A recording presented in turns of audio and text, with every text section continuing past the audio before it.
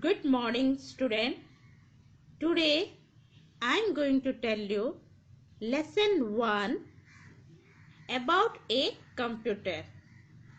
The rest part of questions and answer. Already I have given you the first question. So we will do the other question. What is the second question?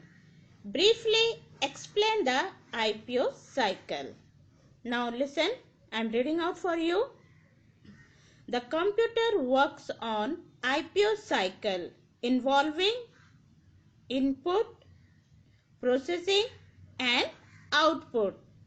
That means a computer is working in 3 steps. That is input, processing and output. So IPO stands for input, process, output. IPO cycle is the input and output after process of the data. The CPU of a computer processes the input according to the specified instruction and gives output through devices like the monitor, printer and speakers. That means we give input to the computer with the help of mouse and keyboard, and the process is done inside the CPU and we get the desired result as an output in monitor, printer or speakers. Hope you have understood what is IPO cycle. See once again. Can you see all the answer? Okay, it works in 3 steps. IPO. Now comes to the third question. What is the difference between an application and a system software? Okay. What is the difference between an application and a system software? Application software, system software. Application software. It has a set of instructions that allow a computer to perform a special kind of task, for example, MS Paint and MS Word. Whereas system software, it contains the instruction needed for the computer to run.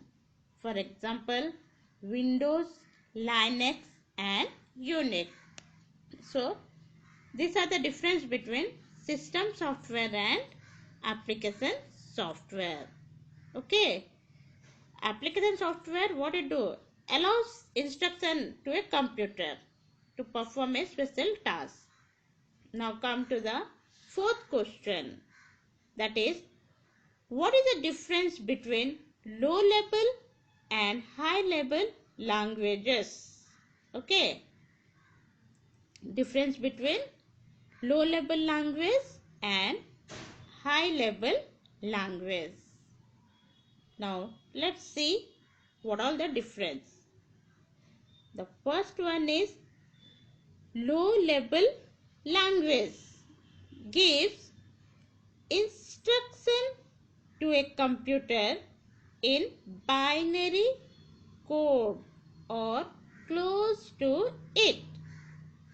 Low level language give instruction to a computer in binary code or close to it.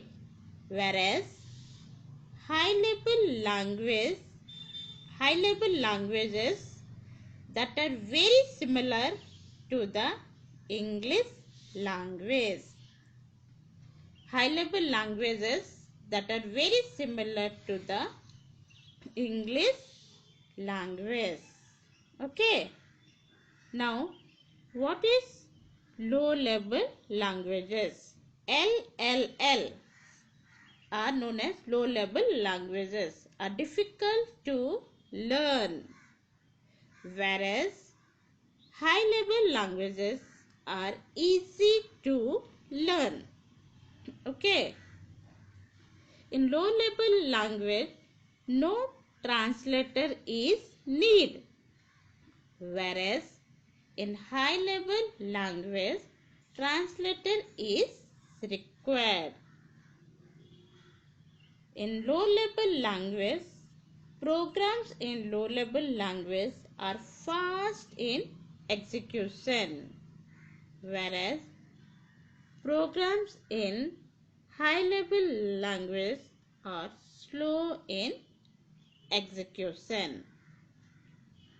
Some examples are machine language and assembly language.